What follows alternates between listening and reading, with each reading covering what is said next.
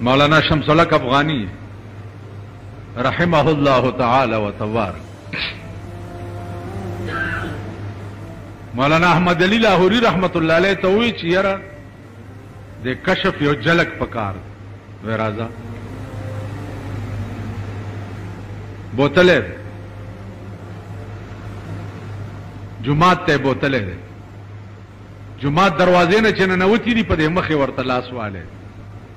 چې لاس واله دی ول ګوره اوس په جمعات کې چې ګوري څومره خلق څوک سپي دي څوک مګي دي څوک بیزوګان دي څوک میلوګان دي په مصلی چې ولاړو د خنزیر په شکل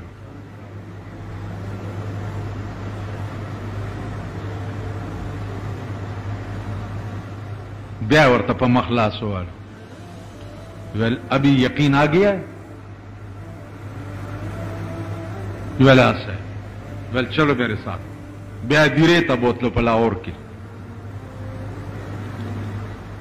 چا دیرے تا ټانګې نه کوشو بیا ورته په مخلاص ووالو ویل دیکھو ابھی علامہ افغانی وی زما د خدای په ذات قسمی چې د دیرې ته مې کتب د هر قبر نه د اور لمبې راوتې دم زړو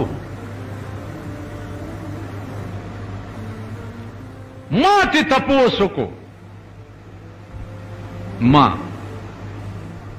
چې حضرت دا علم تا څومره موده کې زده کړی دی ما ته وی چې یہ علم میں نے 40 سال میں سیکھا ہے 40 سال اس علم کے لیے میں نے محنت کی اللہ نے مجھے دکھا دیا ہے اگر آپ کو شوق ہو تو آپ لاہور آ جائیں میں 4 سال میرے ساتھ رہیں 4 سال میں یہ علم میں آپ کو سکھا دوں گا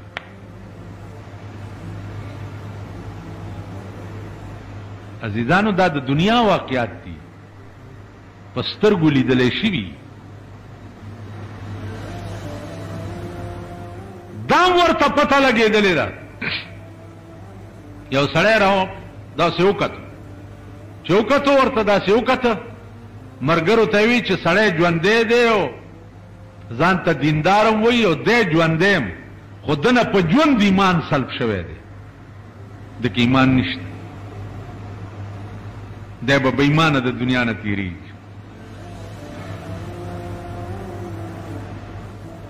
فلحال دلته یو بزرگ دی فلحال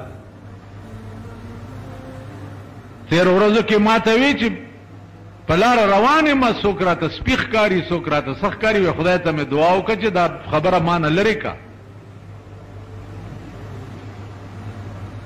نو یې څو ورځې وشوې بد شوی یم دلته خبره د دې ځای ده د دې ځای ماما دړه ده دړه